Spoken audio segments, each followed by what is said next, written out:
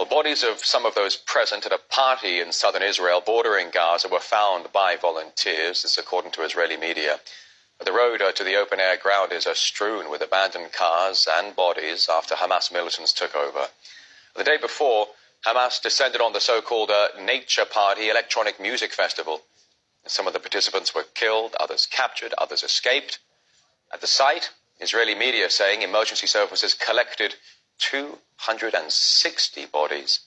And one IDF spokesperson said that Israel has never had that many casualties ever in a single day before. It is by far the worst day in Israeli history. Never before have so many Israelis been killed by one single thing, let alone enemy activity on one day.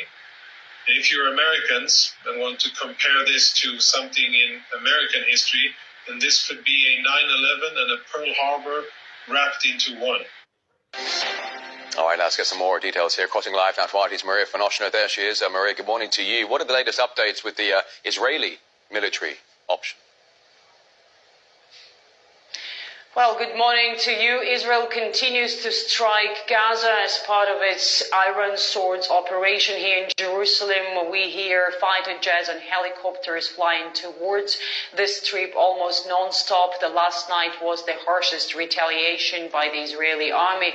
The IDF now reports that at least 500 targets in the Gaza Strip have been hit, including personal residences of Hamas and Palestinian Islamic Jihad leaders, and also military training sites and storages, of course. But as Gaza is a very densely populated and very densely built area, I remember this is what struck me the most when I visited the Strip earlier in May and in July. Of course, roads, mosques, hospitals, even residential buildings are also affected by the air raids. Our colleagues from the ground say no street was left undamaged. And this is actually what the Israeli leadership earlier promised. On Sunday, Israel officially declared a state of a war, claiming one of its goals is to completely erase Hamas's infrastructure.